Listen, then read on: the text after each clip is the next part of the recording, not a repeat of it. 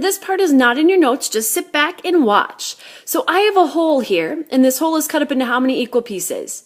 1, 2, 3, 4. So my denominator is 4, and let's say I have one of those fourths. So my fraction to represent this picture would be 1/4. Now I want to take half of the fourth. So I'm going to show that here with my pink one. Do you agree that I'm cutting the fourth in half? And do you agree now that I've taken one out of the two pieces? And well, what's actually happening when I take half of this fourth is I'm actually taking half of all the fourths there. So now look at how many pieces my whole is cut up into. 1, 2, 3, 4, 5, 6, 7, 8. And how many of them do I have here? 1. Half of a fourth has a product of 1/8. That's multiplying fractions. You're taking a fraction of a fraction here. Sixth graders, you're used to multiplying whole numbers and getting a bigger product than the factors that you're multiplying. So look at this. 1/2 as a decimal is 5/10. 1/4 as a decimal is 25/100. And the product I got when I multiplied, when I took half of my 1/4 here, my 25/100, I get this. 5 in the tenths, 2 in the tenths, 1 in the tenth. So my product here was actually less because I was taking a fraction of a fraction, a piece of what was already less than a whole. Well, another thing I want to point out here is our answer to a multiplication problem is what we call our product, and you will see that in your notes. You'll also see the word of in the first chunk of your notes, and of means multiply. So of in math means multiply. This is what we're doing today. We're multiplying fractions. Now let's go ahead and turn to our notes. Your goal is I can multiply fractions and mixed numbers. Really, we could say I can multiply rational numbers is another way that we could phrase this. We went over our vocabulary. We know product is the answer to a multiplication problem. And we now are aware that the word of in math means multiply. Here was our first example, right? Except it looked like this. I didn't give you any of this. I just gave you a picture.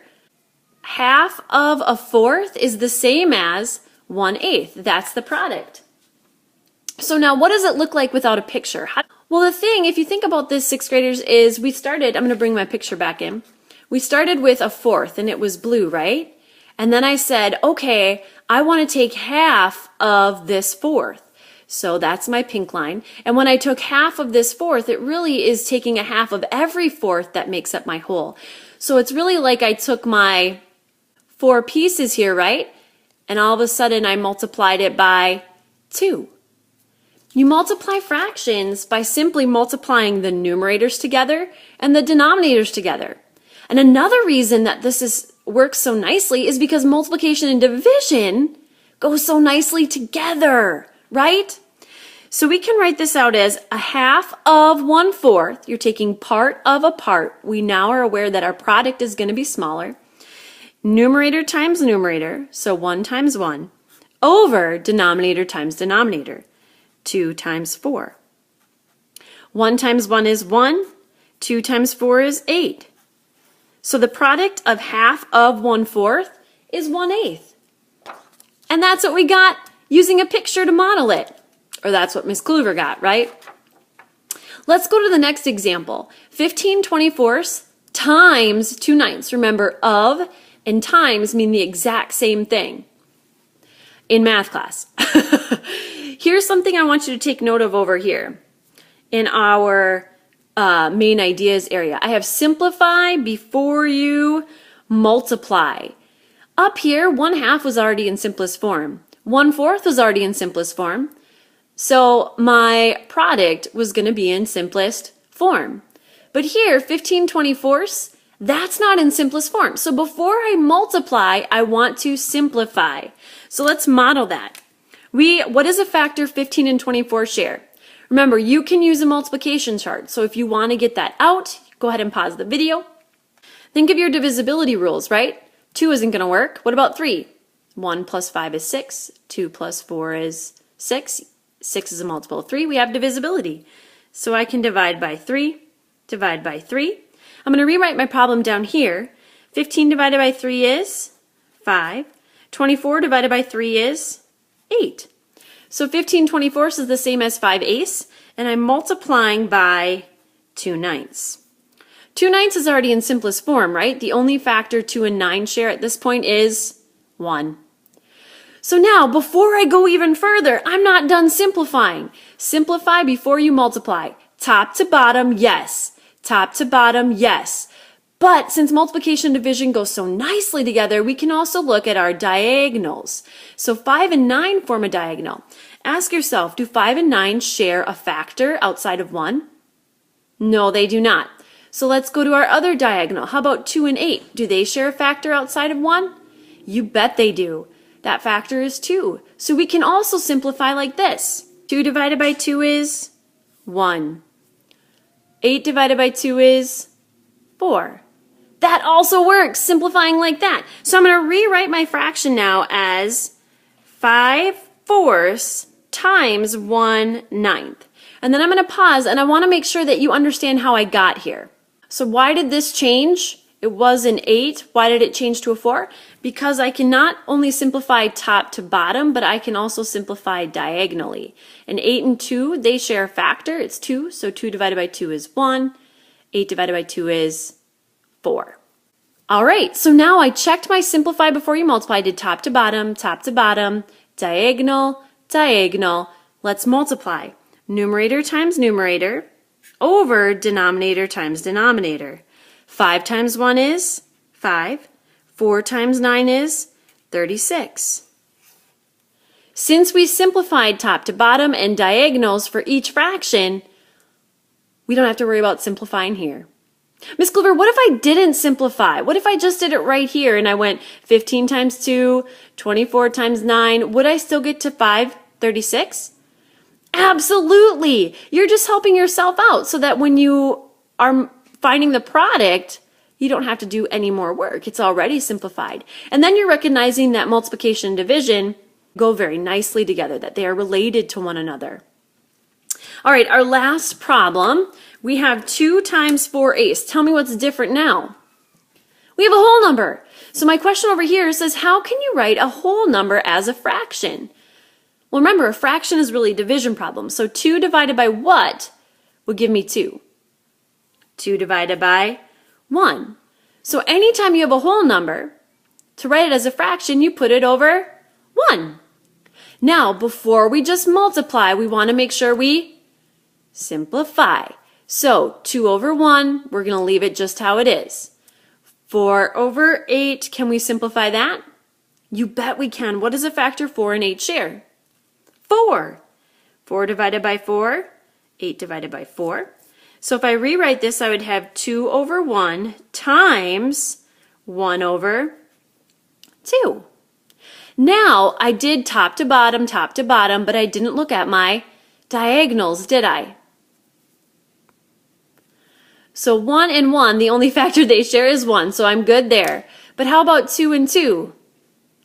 They share the factor 2. So don't forget, now we're learning that we don't just simplify top to bottom, but we can also simplify diagonally both ways. So 2 divided by 2 is 1. 2 divided by 2 is 1.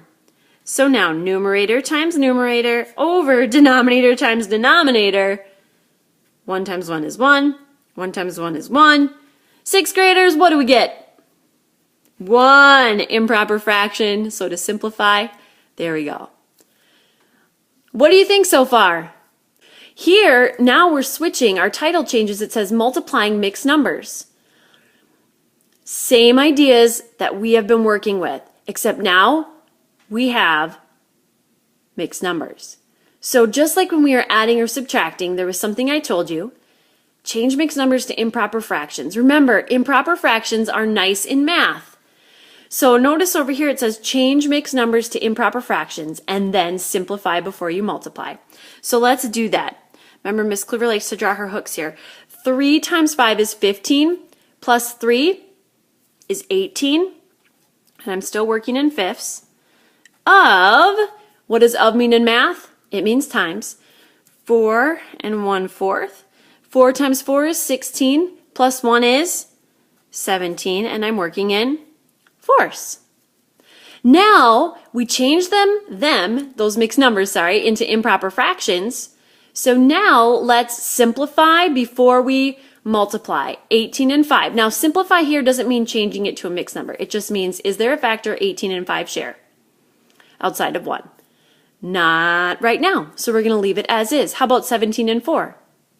Nope. Now naturally you might just want to start multiplying now, but don't forget, since multiplication and division go so nicely together, not only can we go top to bottom, but we can go side or diagonally. 18 and 4, do they share a factor? You bet they do. 2. 4 divided by 2 is 2. 18 divided by 2 is 9. Don't forget this diagonal, 17 and 5. Do they share a factor? Nothing outside of 1. So let's rewrite our problem.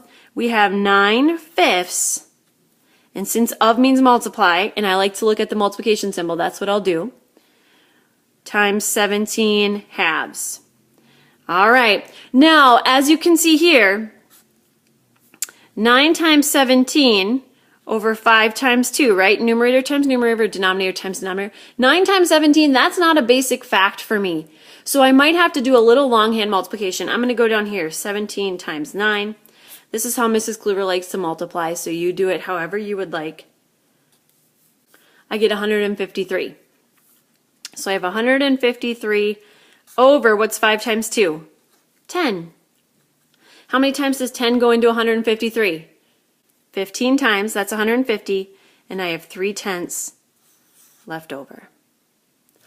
All right, so what was the one thing that we had to do differently here? We had to change those mixed numbers into improper fractions first.